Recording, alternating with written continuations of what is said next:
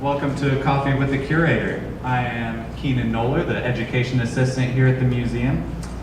And before we get started, I just want to thank our sponsor again, the Spice Merchant, who donates the coffee for this event every month. And right now, the beans that we are drinking were grown in Oaxaca, Mexico. And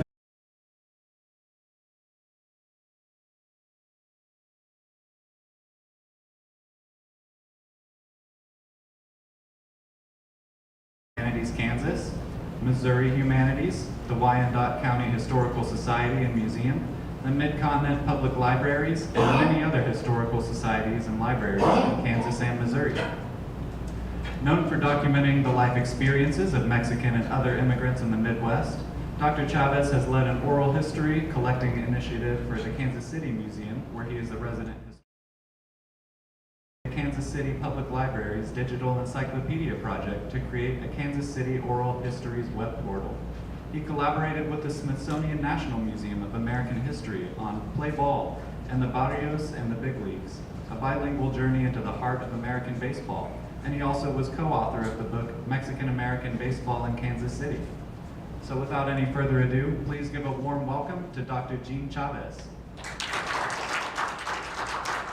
Thank you, Keenan. I appreciate the introduction.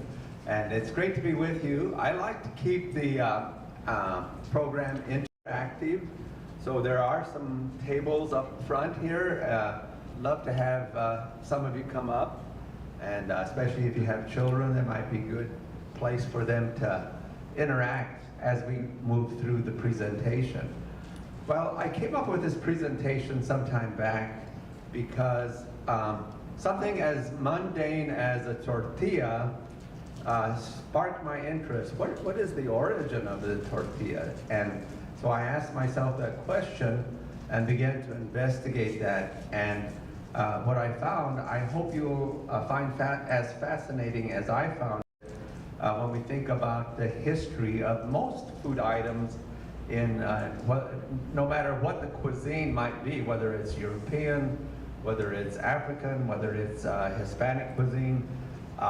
There's always, I think, some interesting stories around our foodways as we think about various people groups that have come to the United States and actually contributed to what we call American food.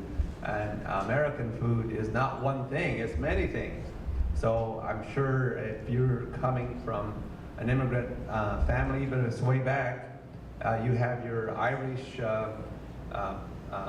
food that you would eat, or you have your Scandinavian food that's part of your Christmas dinner, and so forth. And I grew up with my mother making flour tortillas every day of my young life.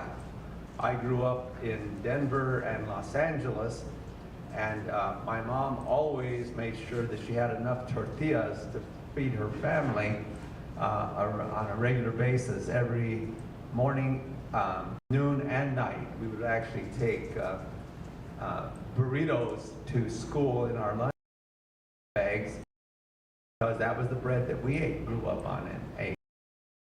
So we're going to talk about the history of the tortilla. Before we begin, I'm wondering if anybody knows the origin of the word tortilla.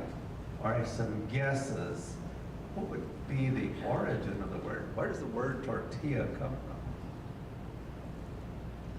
Any guesses? Just throw out.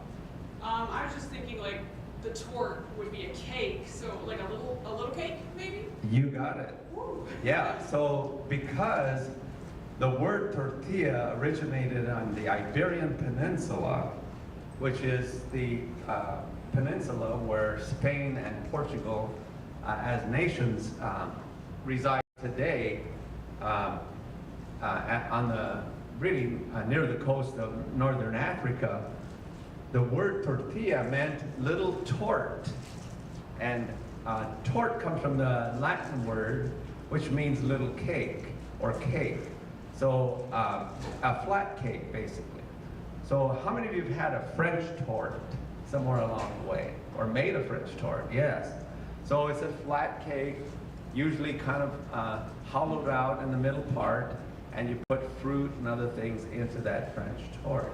So the French kind of developed a sweet delight out of the tort, but the people of the Iberian Peninsula experienced the flatbreads of northern Africa because the Iberian Peninsula was invaded and inhabited by the Islamic world for 750 years.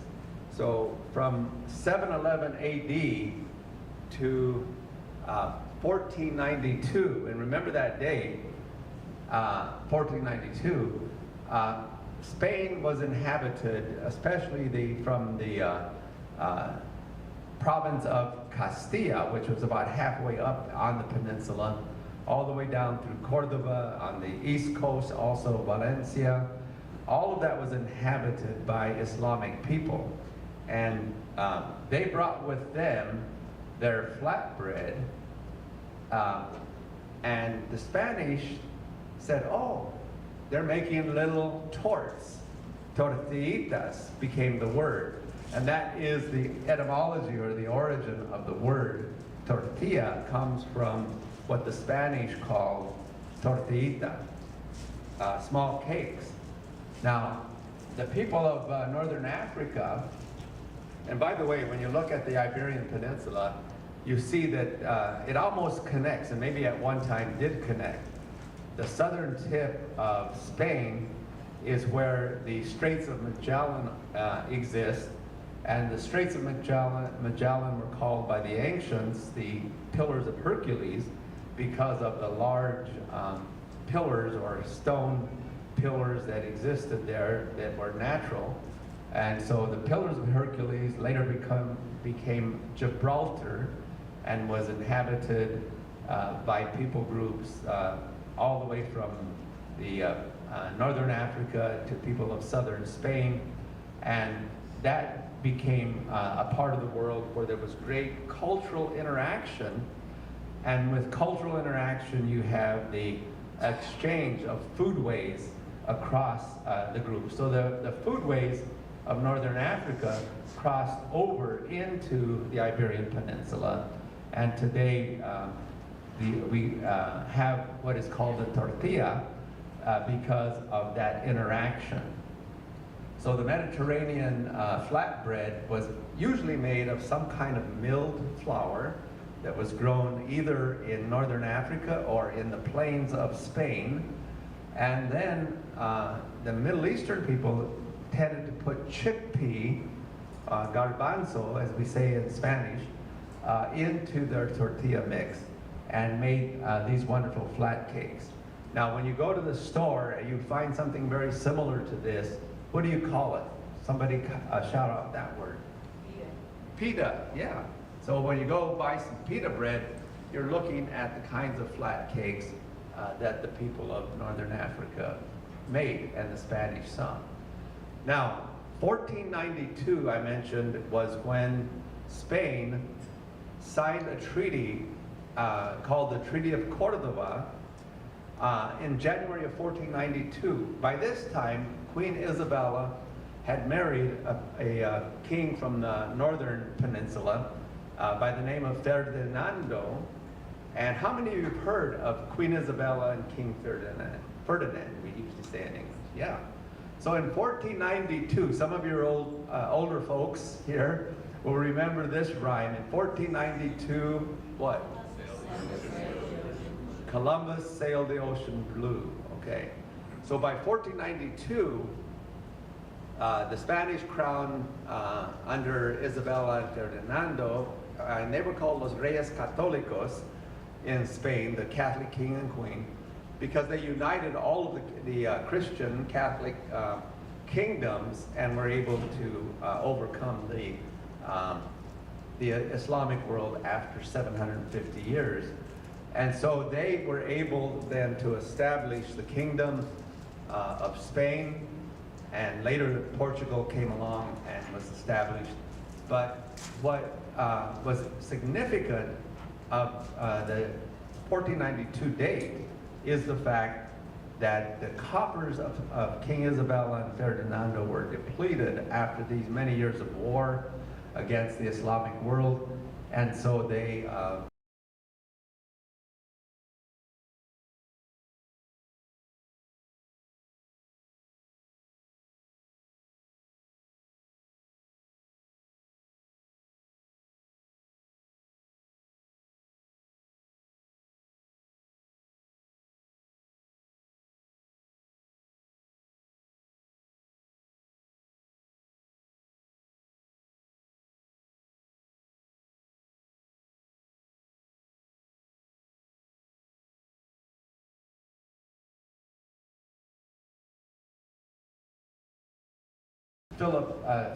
King Charles II had come to the Spanish throne, and under his leadership, he began to colonize the Americas, and he sent or commissioned Hernan Cortez to capture the indigenous kingdoms of central, what is today Central Mexico.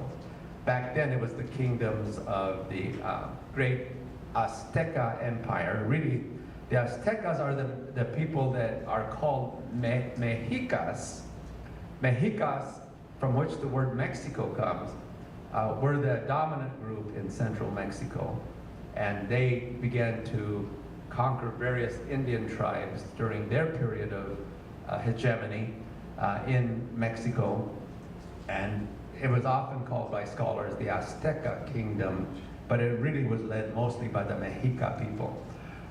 So Cortez, when he came to Mexico and was able to conquer the great Azteca or Aztec kingdoms, he then began to write letters back to Charles V. And he said, this city has, and he's talking about the great city of Tenochtitlan, which was a city that surrounded a lake by the name of Lake Texcoco, and he captured that city and then wrote back to Charles V.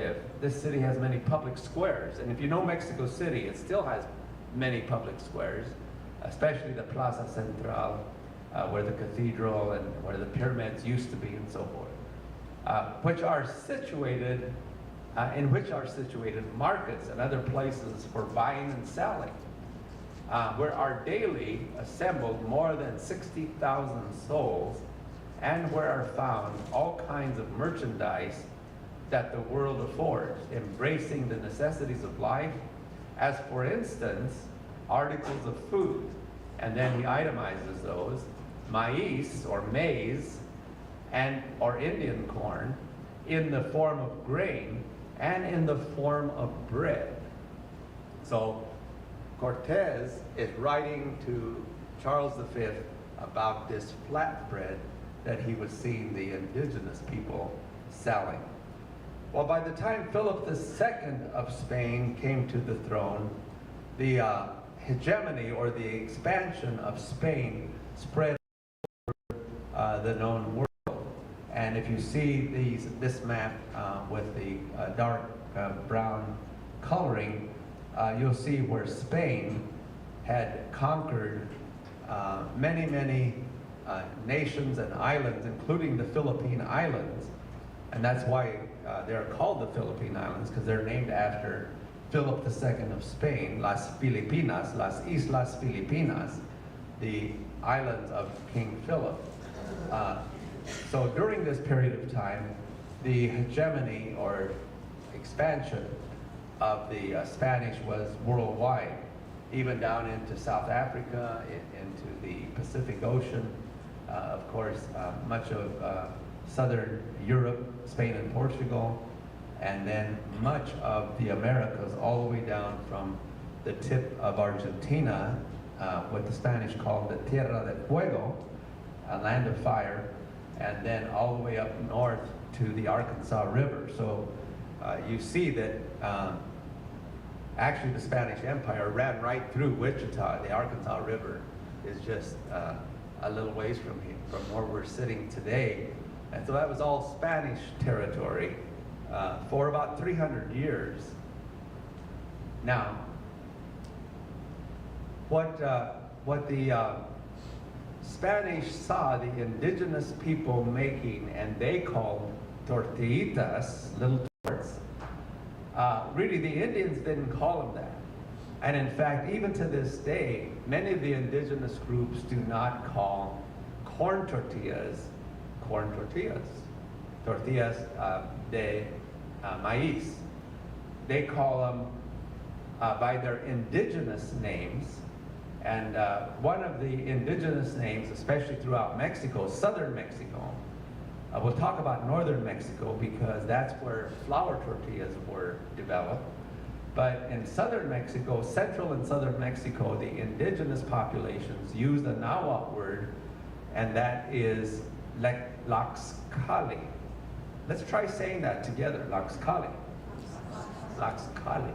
So if you go to southern Mexico to say a Zapotec village, you're not going to ask for tortillas. They may or may not know what you're talking about, but if you ask for laxcali, you'll get some freshly made corn tortillas.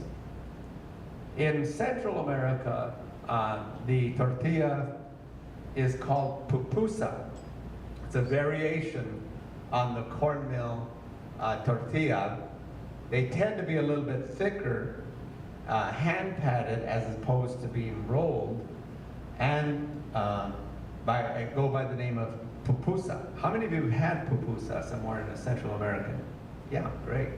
Yeah, so pupusa usually are thick. They open them up after they cook, put meat or cheese or all kinds of goodies inside the pupusa. Sort of like a quesadilla with a more flat Mexican tortilla. So in South America, this same corn food baked in the form of cakes is called arepa. So let's try that word, arepa.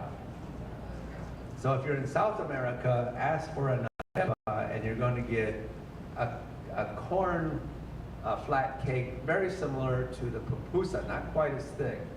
And I notice in a lot of the cooking shows now that everybody's making arepas. It's kind of a fad thing right now. So all of the chefs are serving some form of arepa with all the garnishings and so forth on top of it. How many of you have had an arepa? Right, looks like we have some world travelers. Yeah. Okay, so the indigenous people learned to do a process with the corn that is called nixtamalization. Very important in the making of arepa or making laxcali, because you can't just take corn, say filled corn, and grind it up and make tortillas out of it, because then you would have something more like cornbread with the cornmeal. So what you have to do is that you have to soak the kernels of corn after you've shucked them from or shelled them from the corn cob after it's dried, and so you have to soak it into an alkaline solution, and we call that alkaline solution lye. Sometimes it's called lime. It's often packaged and sold in the form of lime, L-I-M-E, just like the green citrus that we call lime. But it's something very different. It has this alkaline solution that takes off the outer shell or cellulose of the corn kernel. Then it is cooked and then ground into a masa that becomes the basis for making tortillas. Now, when you think about the grinding process and so forth, this is the old-fashioned way after you soak the corn and the alkaline solution.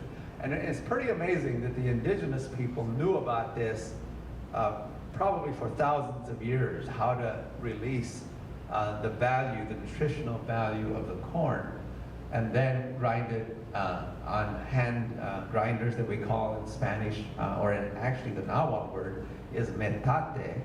So they use a grinding stone and pestle that is called a metate in the Nahuatl language, and we call that in Spanish too. A lot of the Nahuatl languages have transferred into Spanish words. So we use in Spanish, especially in Mexico and southwestern part of the United States, a lot of words that come from the Indian words. So usually my grandmother and her ancestors all had metates where they could do their own hand grinding of the corn.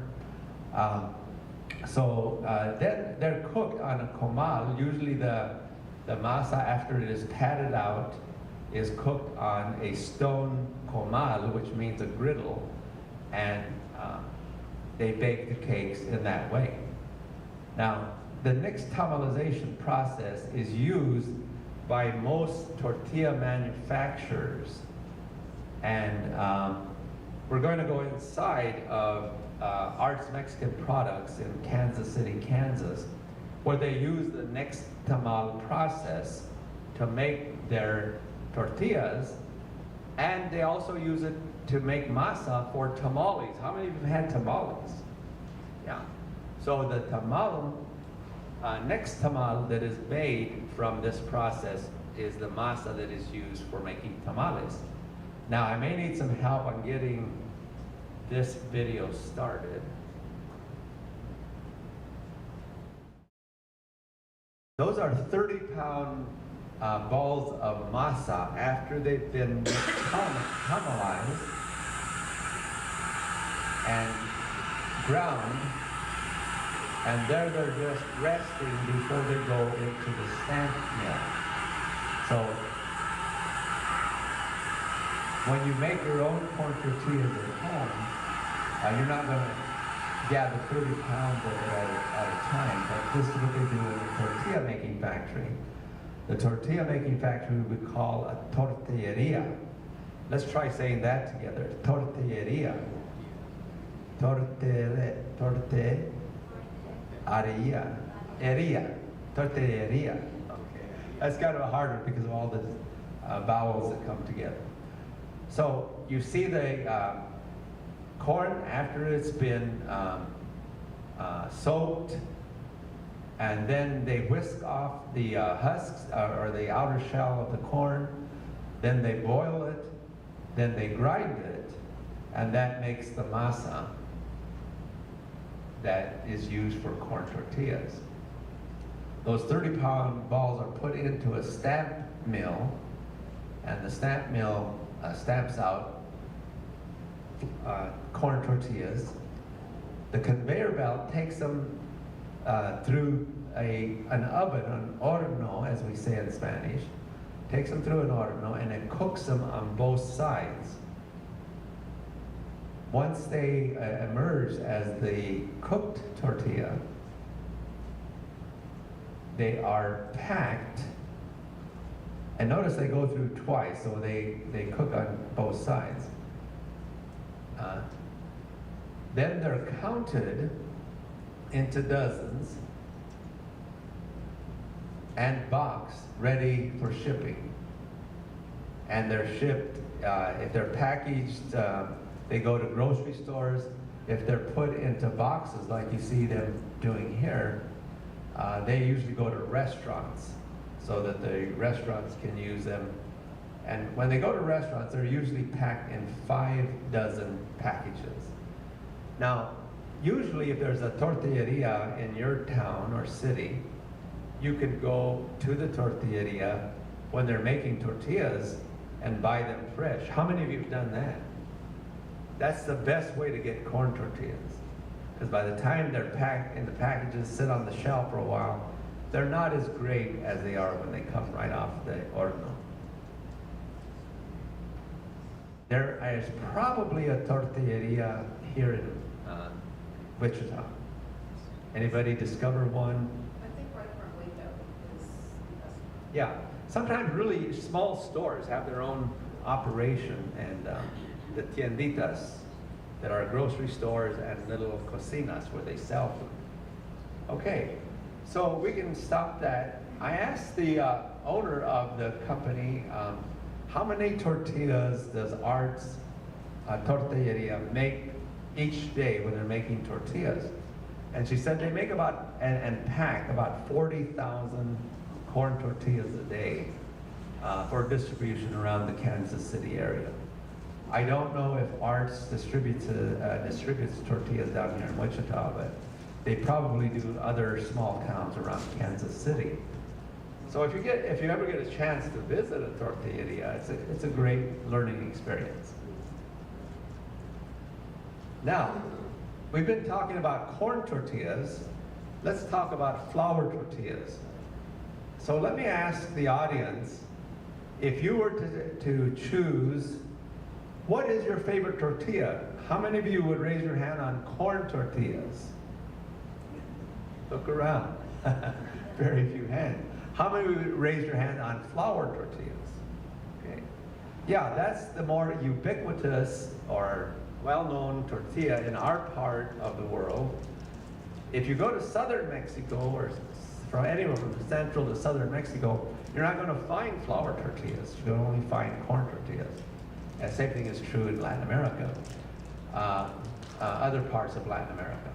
So the wheat flour tortilla is likely an innovation of the exiled Spanish Jews who were expelled from Spain when Queen Isabella and Ferdinand took over Spain. They expelled Spanish to go to some other country. Kind of sounds like maybe what politicians like to do with people groups who migrate to an area, even in our day. So the Jews said, well, wait a minute, we can become Christian. So there were Christians, Spanish families that said, we'll convert to Christianity as long as you let us go somewhere within the Spanish Empire. And so Isabella and Ferdinando said to these, and they called them conversos, or converted ones. The conversos were allowed to settle in the Americas, and especially in far-flung areas like the tip of Argentina. Argentina still has a large Jewish population. Actually, the majority group in Argentina are Jewish people. The same thing is true of northern Mexico. There are a lot of Jewish people who migrated to northern Mexico.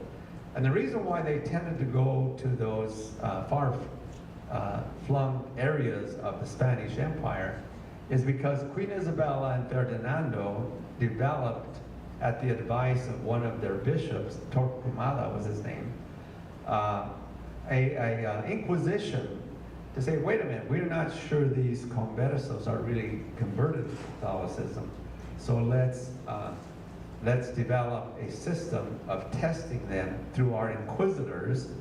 And so the Inquisition was formed, and they would travel throughout the Americas and inquire of the Jewish communities, do you know the Lord's Prayer? Do you know the Apostles' Creed? Are you familiar with the 7 deadly sins? All of the things that were Catholic dogma and doctrine, they were tested on. And hopefully they could pass it. If not, then they could be easily burned at the stake or some way tortured, because that was the proof that they weren't really practicing Catholics. So the religious bigotry of Spain, of course, spread over to the Americas. But the inquisitors tended to stay around the capital areas, capital cities like Mexico City was one of the capitals of New Spain, the Viceroyalty of New Spain, that stretched all the way up here to the Arkansas River. The other central capitals were like Lima, Peru, in South America, and then somewhere in Guatemala for the Central America. So those were the centers of Spanish imperial government during the 300 years of Spanish domination of the Americas.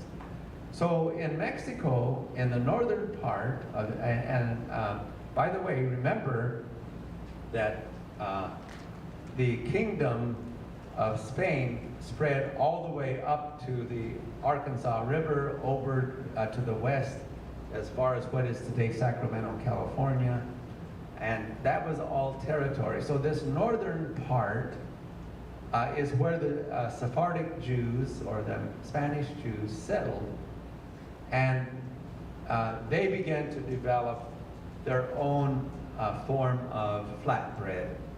They grew their own wheat and added the ingredients that were necessary. One of the reasons why they did this is they felt like corn probably wasn't kosher for their diet. And so they, because they saw the Spanish feeding corn to pigs, and they said, well, we don't eat pork, and so we don't eat corn tortillas. And they developed their own flour tortillas. And so we have probably the Jewish communities of the Northern Empire of Spain to thank for all of you who raised your hand on flour tortillas. Flour tortillas really are probably the most dominant in the tortilla making industry. Tortilla Industry Association, which is a not-for-profit organization which has developed among tortilla manufacturers, say that it is the fastest growing sector of the baking business. So it outsells pita bread, bagels, all kinds of other, and it's soon to surpass sandwich bread, white sandwich bread. So tortillas are overtaking white sandwich bread as the nation's preferred food delivery system. So if you want to formally describe what you're eating when you're eating a burrito, you say, I'm delivering the food to my mouth through a tortilla, using a tortilla as a food delivery platform. So the tortilla business actually is a very fast growing tortilla, industry, baking industry. It is projected by 2027 that $62.435 billion worth of tortillas will be sold in various countries where tortillas are used and sold and marketed. And that includes probably the United States is one of the biggest consumers of flour tortillas. And the tortilla industry, which is located in Virginia, actually it's in Arlington, Virginia, but it is strategically located to help tortilla manufacturers develop new strains of tortillas using different kinds of flour, including cauliflower, using spinach, and other things to make tortillas. How many of you have tried some of the various varieties of flatbread tortillas that are being made? I like to stick with just regular milled flour myself. That's the kind my mother made, and that's what I enjoy the most. Now, as I researched the tortilla history, I find that there are people writing their master's theses, their doctor's degrees, and so forth, about the whole phenomenon of the growth of Mexican food, Mexican cuisine, and Americans continue to crave Mexican food, so much so that they spend billions of dollars annually, even at quick service restaurants like Taco Bell and Chipotle, Mexican Grill, and other Mexican food grocery stores that have, usually run by mom and pop type operations, where they have their own styles depending on what part of Mexico they came from. So there are a lot of specialty shops that are combinations, tiendas or grocery stores, and cocinas, kitchens, where you can get authentic Mexican food by people that are actually grew up on it. So corn tortillas are the preferred in most of Mexico, but flour tortillas are preferred mostly in the United States. Now, let me ask the question, how many of you have made flour tortillas? Can I see some hands? Okay, great. What is your favorite shortening to use? Do you use lard or vegetable oil? Lard. Okay. Yeah, my mother always used lard because she said it makes it taste better. And those of you who are bakers probably can attest to the virtues of lard in, say, biscuit dough or into a pie dough. Makes it more flaky and tasty. And I think the evidence is showing that lard really isn't as bad for you as shortening manufacturers would have us believe. Anybody have a favorite brand of tortillas? Yes. I always buy Mission. It's called Mission. Mission, okay, yeah, Mission. Because they stay flexible and they're a little bit thicker. Yeah. You know what, I certainly agree with you. I think the thick, soft tortillas that Mission makes are more like the kind my mother made. Yeah. And so that's usually the brand that I buy. There's a couple of others that are shipped to Kansas City out of Chicago that I like. One is called Mi Mama's, and I'm blocking on the other name, but yeah, there's some good flour tortillas out there. We've already taken a vote on corn and flour. Does anybody have a favorite restaurant where they serve tortillas a little differently? Yes. Felipe's Jr. There are several Felipe's restaurants, but the one at Harry and Webb is the best. And they come warm. They're fresh and they're warm. Yeah. The food's wonderful. Okay. Yeah. I've eaten at a couple of Mexican restaurants here, and yeah, there's really some pretty good mom and pop type tiendas and restaurants. And I'm thinking of the one that has a bakery attached to it. Their food is excellent. I don't remember the name here in Wichita. Anybody have a favorite tortilla story? Well, I'll share one with you. I remember some years back, my wife grew up in Overland Park, Kansas. That's where I met her, and we married. And then my folks were from Denver, and they moved to Denver. That's where I was born. But they were really from southern Colorado, my dad's family, and my mother's family was from northern New Mexico. We had that wonderful cuisine growing up as kids. My mother made tortillas every day for the family consumption, and we took tortillas to school in the form of burritos. That was long before McDonald's started the breakfast burrito. And we would take egg or papas con chorizo, that is a Mexican sausage with scrambled eggs. But we were in, we had come up to Overland Park to celebrate Christmas with my wife's parents. Actually, her father had passed away by then, but her mother was still living up there.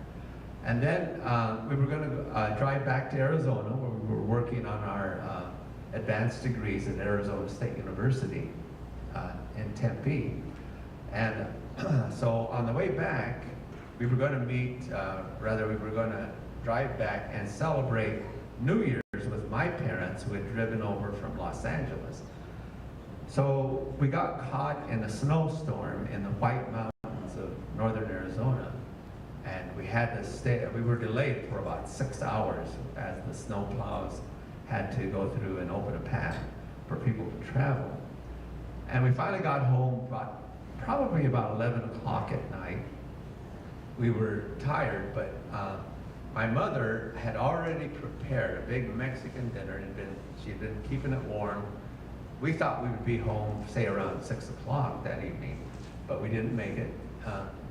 but she had a big stack of tortillas, and I was a little baffled. I said, Mom, where did you get the palito, the little rolling pin that she liked to use?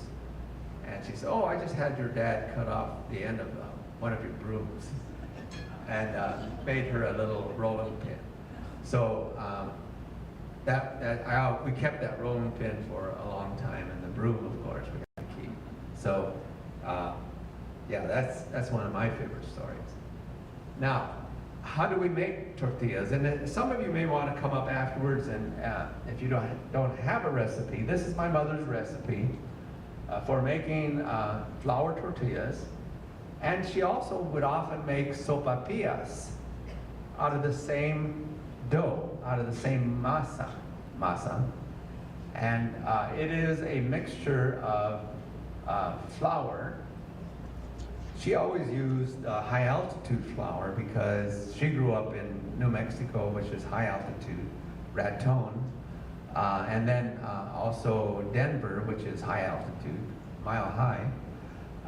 And so she always used high altitude flour. I don't think you need that in the lowlands of Kansas, but she would mix room temperature water to make this dough that was similar to pie dough, not quite as stretchy, but very similar in texture.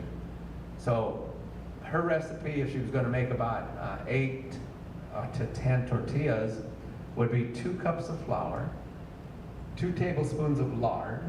You can use corn oil or some other kind of oil, even olive oil if you like. A teaspoon of salt, a teaspoon of baking powder. And again, the baking powder helps them get to rise and get a little thicker.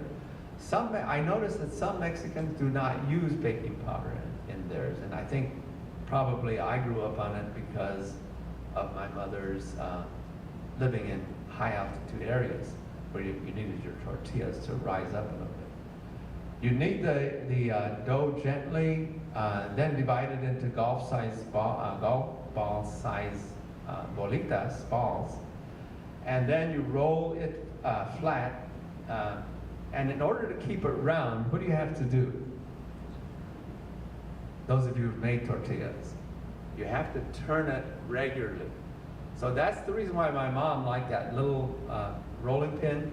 She could roll with one hand, turn it with the other. Roll, flip it, turn it. Keep turning it so it came out round rather than looking like the map of Texas. So then you bake it on a comal, and you can use a skillet. An iron skillet is better, but if you have a flat cast iron griddle, that's great to put on the stove. I have made them on hot plates when I've gone to libraries and other places where they wanted to have a demonstration, but they don't cook as well. Even though you turn it all the way up to 400, it just doesn't get hot enough to bake them correctly.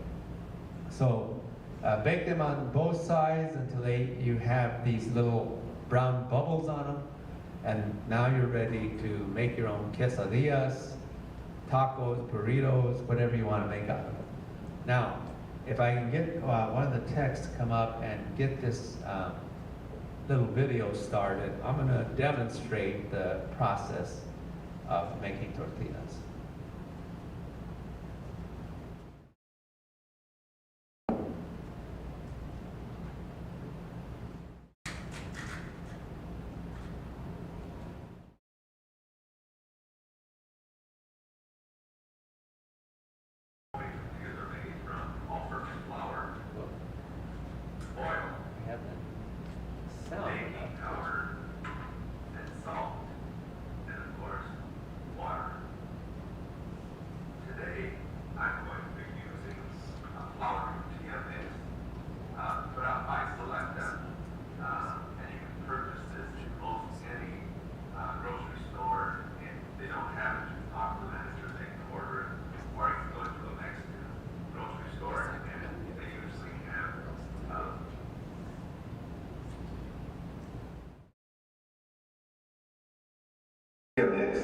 is because it already has most of the ingredients already in it, put out by Selecta.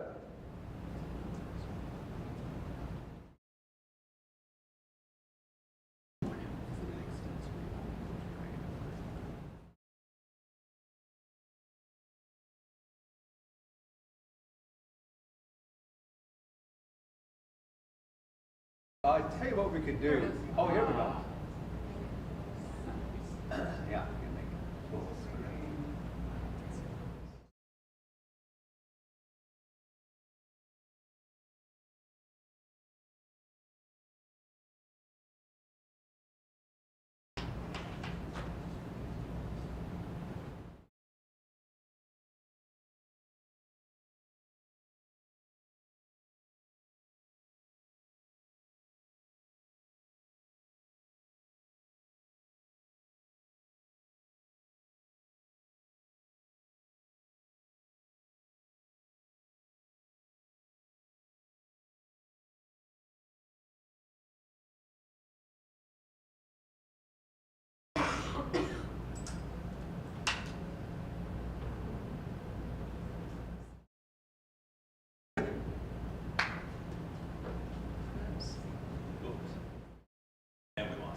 Baking powder and salt, and of course, water. Today, I'm going to be using a flour tortilla mix put out by Selecta, and you can purchase this in most any grocery store. If they don't have it, you can talk to the manager, they can order it, or you can go to a Mexican grocery store, and they usually have shelves where you would find this selected tortilla mix. The reason why I like to use oil, it already has salt and baking powder. Now I usually add a little more salt to the mixture because it needs to have just a tad bit more salt for my taste. So I'm using about a cup of the mix to make about 4 tortillas this morning. And I'm going to add just a very small amount of salt, like about ½ teaspoon of salt to the mixture. Then I'm going to knead the dough, make the dough that we call masa, which is the Spanish word for dough. And this is lukewarm water. And I add it a little at a time. You don't want to add it too fast because you could easily make it too liquidy. We call it aguado in Spanish. So you want it just to be about the consistency of pie dough. And you can see as I'm mixing it, it begins to form little ball-like structures, and I keep adding the water until it becomes more elastic. Another kind of dough that is similar is really pizza dough, and it has a little bit of a stretch to it. And so you keep mixing it, then you begin to knead it with just your fist, and that begins to look more like tortilla dough here. Add a tad bit more water. You gotta be careful now at this point that you don't want to get too much water in it. Mix it well.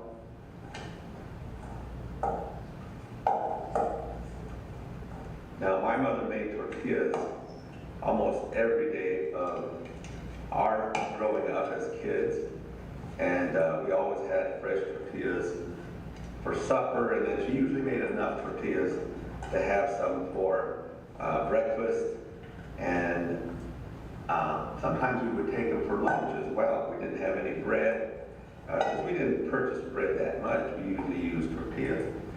And flour tortillas were really the kind of tortillas that we mostly used in our house. Now, you can see the dough is pretty much where it needs to be as far as consistency is concerned. There's a little bit of stretch in it, and it's just about right. Now normally, you would want, once you get your dough at that point, You can let it sit in the bowl for, maybe 15, 20 minutes, sometimes 30 minutes. If you cover it over with a piece of wax paper or a tea towel, that'll stay nice and moist and ready to make tortillas. Now, in order to make the tortilla, before you roll them up, you make little balls out of the tortillas, and these we call testales. And I have some flour on some parchment paper here, and so I'm going to just put a little flour on each side and set it there ready for rolling. Now, the ball that you make, you can make it larger or smaller depending on what size you want. Of course, street tacos are now real popular, and so if you want to make street-sized tacos, you make the testado just a little bit smaller and get it ready for rolling. Here would be one that would probably work for a street taco type tortilla. Tortillas are very versatile. And by the way, this dough could also be used for making sopapilla. My mom made a sopapilla that she called buñuelos, and she was from northern Mexico, and they made tortillas and buñuelos, but it's the same thing as other places in Mexico. They call them sopapillas. Now, there you have your tortillas ready to roll. And while you're waiting for those to just rest for a moment, you check your griddle. The griddle, we call in Spanish el comal. And the comal, you want about a medium heat. You don't want it too hot because they'll scorch the tortillas, but you want it about pretty hot. If you're using like an electric griddle, put the temperature on probably around 400 and then test it. And you can drop a little drop of water, and if the water evaporates very quickly, then you know that it's pretty much ready. Now, to get a round tortilla, and I don't always turn out round, but you want to be able to turn the tortilla as you roll it. The rolling pin that I'm using is just comes from a dowel pin. I cut it off. This is the size that my mom really liked because she could really make those tortillas fast with one this size. And you can use almost any kind of rolling pin that you might have. And if you don't have a rolling pin, you can make one in the house. Or go to the hardware store and buy a length of dowel, and you can make your own rolling pin. And one of the secrets, as I mentioned, to getting them round is to keep turning the tortilla as you roll it. And as you roll it, you try to keep it from looking like a map of Texas, which sometimes mine looks like. But you keep turning it and rolling it.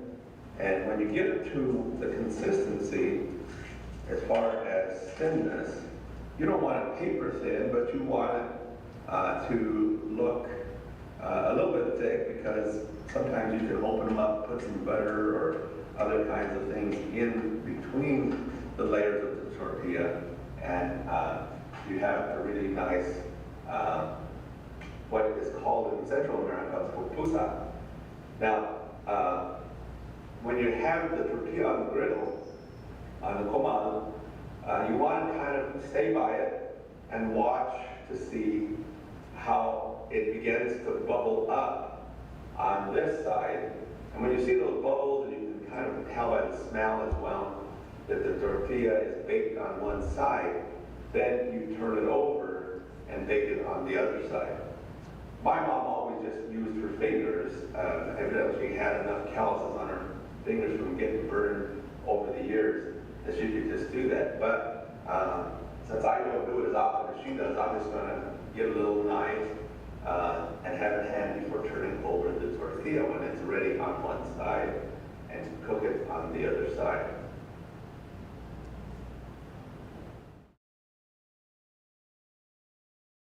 Now you can lift it up and take a look, and I notice that it's not cooking as fast as I would like for it to.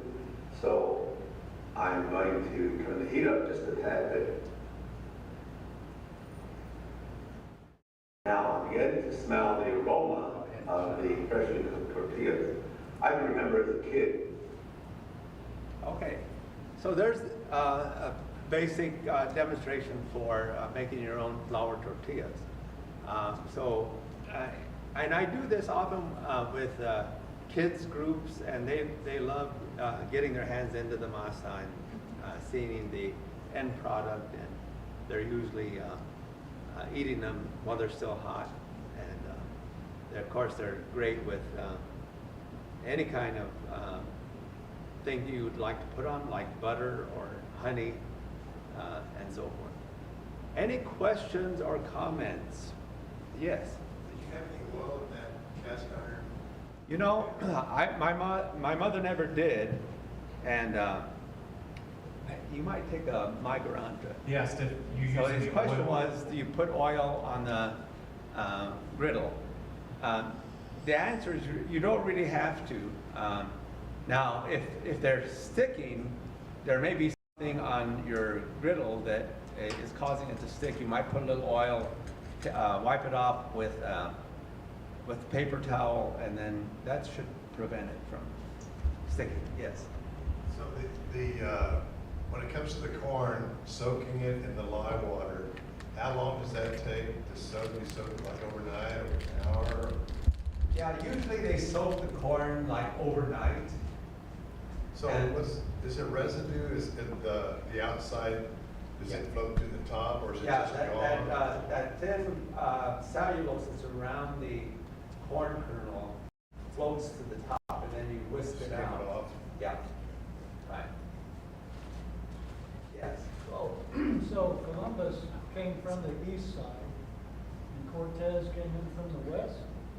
Well, no, Cortez actually came from the east side. He landed in Veracruz because that was the port, and then began conquering the Indians as he met them, or signing a pact with them. And he actually got a lot of the indigenous people who really hated the Mexica because they had conquered their territory. And so they allied with Cortez, and when he marched into Tenochtitlan, Mexico City, he actually had not only his own 176 men, some of them on horseback, some of them with muskets, and certainly with spears. And so technology really enabled him to conquer the great Aztec Empire because of the horse and gunpowder and other things that the Spanish had. Well, when you have your map up there, Florida was red, Right. but the whole left half of Texas, or Mexico and all, so I don't know if they focused on the west side, or it just happened that way? Yeah, well, that was a certain time period. By the time, for example, in the 1700s, the Spanish Empire had moved into Texas, Louisiana, Florida, and like, for example, where Galveston Island is, that is named after Governor Galvez, who was the Spanish governor over Florida, Louisiana, and Texas. And that was during the period of the American Revolutionary War. The Spanish allied with France and the colonists to help them win the war. So Galvez was regularly sending up food supplies, especially cattle, up to George Washington's troops during the American Revolution. So the Spanish were really helpful to the American colonists to win over King George. And that's why Galveston is named after Governor Galvez. And there is a portrait of Governor Galvez in the National Capitol Gallery of Portraits, where they honor him And there was a resolution in the U.S. Congress to honor the work of Galvez in helping George Washington and the Continental Army. Yes, other questions? I guess two things. In regard to the lime, the pickles, like, you can buy the lime nowadays, and I have to rinse it off. Do you have to rinse the corn afterwards, or you just scoop off the cellulose on top? Yeah. Just rinse away the lime. Yeah, you can buy lime. I can remember as a kid, my folks always bought like a 25-pound bag of lime, and they used it for different purposes. Where I grew up, there were outhouses. I mean, we lived in a house that had an outhouse, and they would often spread lime in the outhouse, you know, where all of the stuff was, in order to take down the harmful elements there. That still helps with compost bins too. Yeah, and I think lime is sometimes used in gardens and other places, yeah. And then I haven't had sopapillas in many years. Do you need to make it a lot thicker for sopapillas so that you can pop them open? Yeah, you can make them a little bit thicker. You don't want to roll them out too thin because then I think it kind of doesn't let them puff up as much as you want them to puff up when you drop them into the hot grease. Yeah. Okay, good question. Any other question or comment? Yes, right there.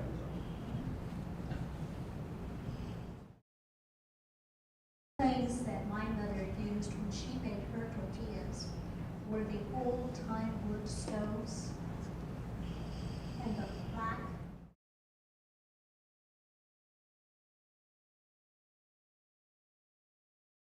You're talking when she made like sopapillas? No, I'm talking about what she used instead of a comal, or we called it black ice.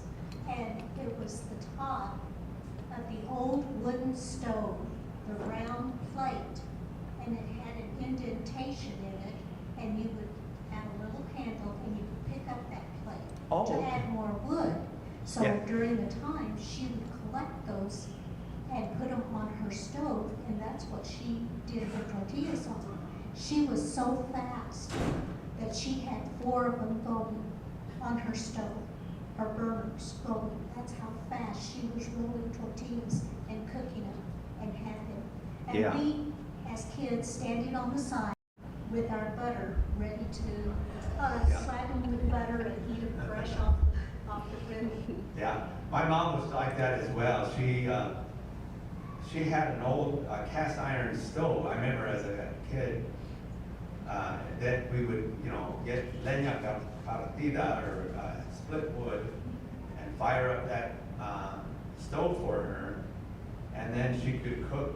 Like she would just like do 8 at a time, tortillas, and then put them in a tea towel and let them keep the moisture. And that's something you want to do. You want to put them in something that will hold the moisture in. My mother usually just used a dish towel and stacked them up in a dish towel.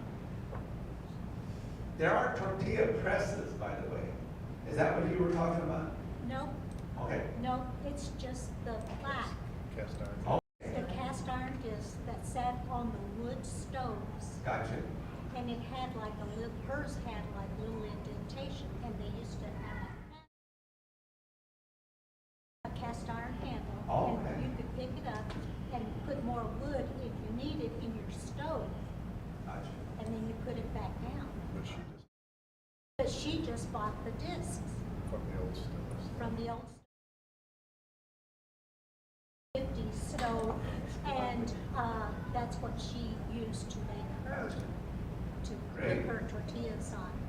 Yeah, and I think probably people innovated, you know, different ways. My grandmother used to make her own lye, and the way that you make that is with by burning wood, and there was plenty of wood in New Mexico because they lived up in the mountains, and they would use cut pine wood for firewood. And so whenever she would build a fire to warm up her water for her wash every Monday, she would always save the wood ash, and then she would put it into a bucket with holes and bleach that wood ash, and what came out was lime, or lye, and not a powdered lye, but it was a liquid lye that she could then make soap out of. And that's what the old timers used to talk about. Be careful, your mom's gonna wash your mouth out with lye soap. Well, my grandmother made lye soap for, all of her family, out of bleaching the wood ash to get that lye. But it's naturally occurring also wherever there's been forest fires over centuries of time. Now there are deposits of lime in the earth, and that's where the Indians often got their source of lime. Okay, other questions? Do you have any idea if modern day pancakes are just easier tortilla idea, or where they came from?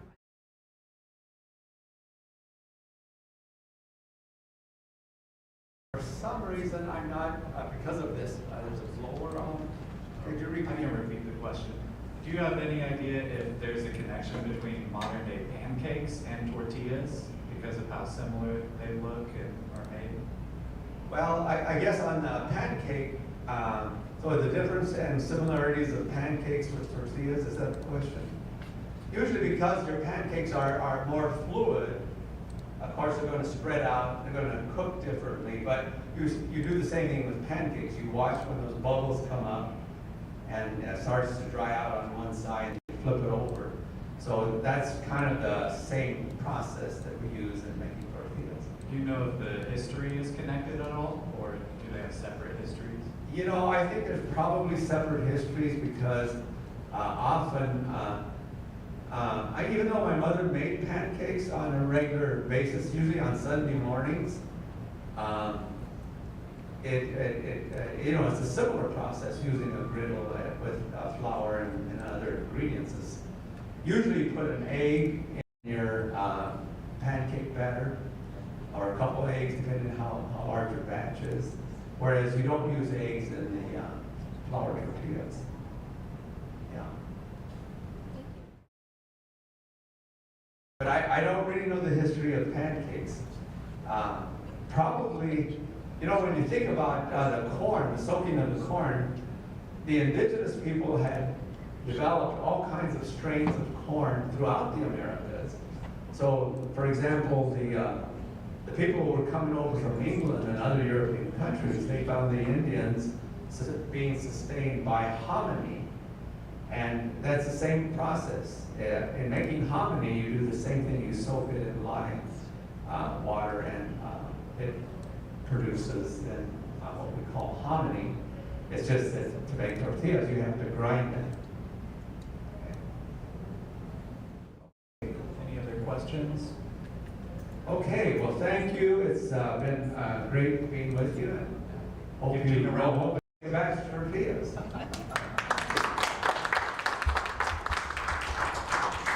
Thank you, everybody. Thank you, Gene. And I just want to, we made a little mistake when everyone was coming in. If you paid for this event, then you should talk to the front desk and you'll get a refund, because this is a free program for today. So nobody should have paid. And if you did, then you can get a refund up at the front desk. Can you not sponsor? Yes, this is sponsored by Humanities Kansas, for those who didn't catch that. And yeah, thank you so much, Gene, for driving down and talking about the history of the flour tortilla. We sincerely appreciate that. And also make sure to mark your calendars for the next Coffee with the Curator, which is September 19th, I believe. And that will be Surena Jemkartanian talking about Lebanon. So thank you all very much. Make sure to get some more snacks if you want. We still have plenty of coffee and also some conchas, that Mexican sweetbread, and fruit as well. So thank you all very much and have a wonderful day.